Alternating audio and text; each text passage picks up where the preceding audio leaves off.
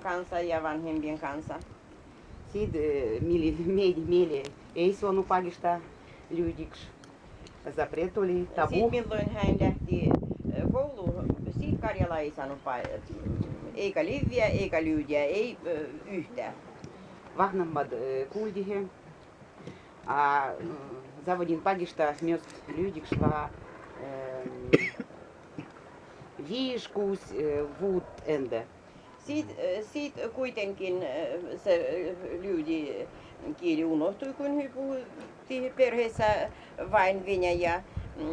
Nyt hän oppi uudestaan tätä lyydiä 6 vuotta opastui lyydin kieltä. Minun opastajai skolas lyydihe kieli nähte oli Potashevan Lidia. Hänen opettaja, lyydin kielen opettaja, oli Potashevan Lidia. Se on tuttu nimi teille, voi olla Suomessa. Hän ende opastui lapset, se lapset ovat jo suuret. Nyky 3,5 vuotta minä opastun hubit lapsit lyydiksi.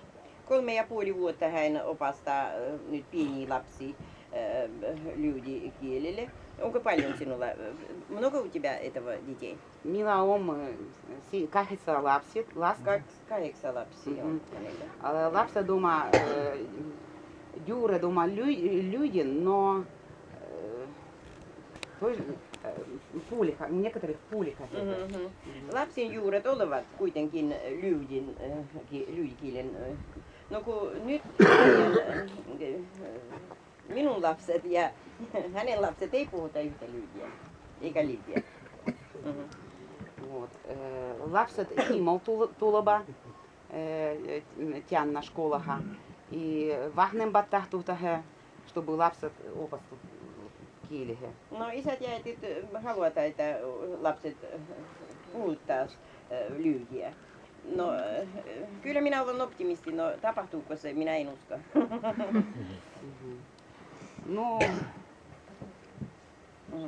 Onko Nadjalle mitä? Tiitaset jo ei sanonut, no pakista on ylentyget. Vanhempat avutat he ovat rozvietjana Jorshavan.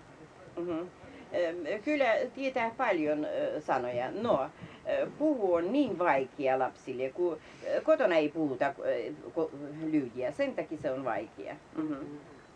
Ну, tämä дело on minun hyvä, minä думаю, Ninka. Потому что omat juuret, kaikki kalhemmat.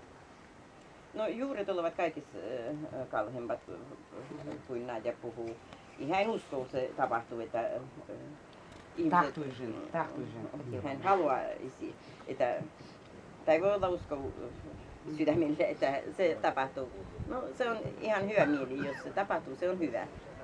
Nyt сводим праздников lapsinkin, Rastvan päivän, rodin päivän heidän, äitäivät, чтобы lapset tiitas, sellaiset праздникot.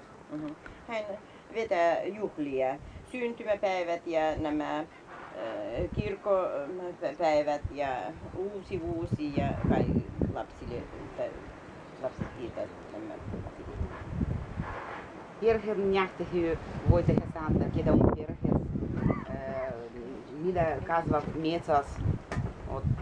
No he puhuvat ihan vähän, mitä on perheessä, mitä on metsässä kasvaa ja mitä vain. Minä tahtun sanoa yhden suuri spasibo людям собрали Suomessa, kun ovat avustaneet meille tässä ruodossa.